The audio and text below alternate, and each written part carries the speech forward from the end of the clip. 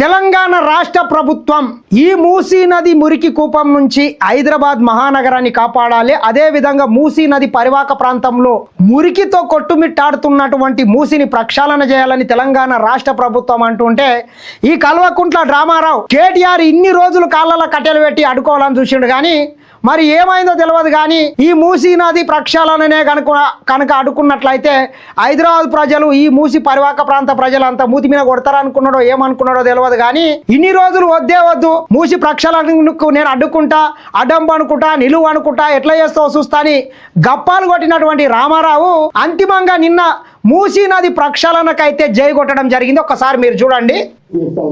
అదేవిధంగా హైదరాబాద్ మహానగరంలో మూసీ నిర్మాణానికి, మూసీ సుందరీకరణకు, మూసీ ప్రక్షాళనకు మేము మద్దతు పలుకుతాం. విన్నారు కదా, హైదరాబాద్ మహానగరంలో మూసీ నది ప్రక్షాళనకు మేము మద్దతు పలుకుతాం అని కేటీఆరే చెప్తున్నాడు. మరి ఇన్ని రోజులు నిన్ను ఎవడొద్దన్నాడు, ఎవడు పలుకొద్దన్నాడు అంటే వేసినప్పుడు ఒక మాట, దిగినప్పుడు ఒక మాట మాట్లాడుతున్నావా? ఎట్లా మీరు ఇట్లా చేస్తున్నారనే మిత్రులారా, వీళ్ళ మీద వీళ్ళ అయ్య మీద గతంలో ఒక పాట కూడా వాడినరు. పూటపూటకో మాట మాట్లాడతారు.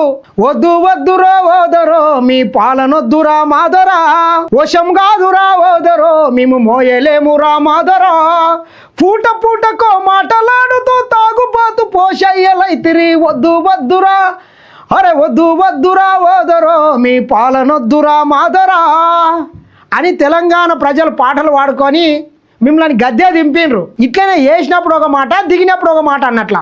మూసీ నది ప్రక్షాళన చేయాలంట కానీ ఒక్క ఇల్లును కూడా కూలిపోద్దంట.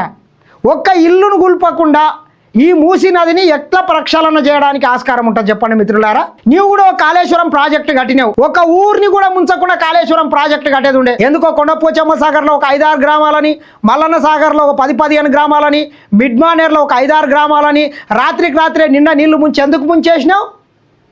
ఎట్లా సాధ్యమవుతుంది మిత్రులారా? మీరు ఒకసారి చూడండి. ఈ ప్రాంతం మీరు ఒకసారి చూసుకున్నట్లయితే ఈ లోతట్టు ప్రాంతాలు మొత్తము ఫస్ట్ ఫ్లోర్ వరకు కూడా మొత్తం మునిగిపోయిన పరిస్థితి ఉన్నది. ఈ అక్రమ నిర్మాణాలను ఈ మూసీ నది గర్భంలో వచ్చి కట్టుకున్నటువంటి ఇండ్లను తొలగించకుండా ఈ మూసీ నదిని ఏ రకంగా ప్రక్షాళన చేస్తాము?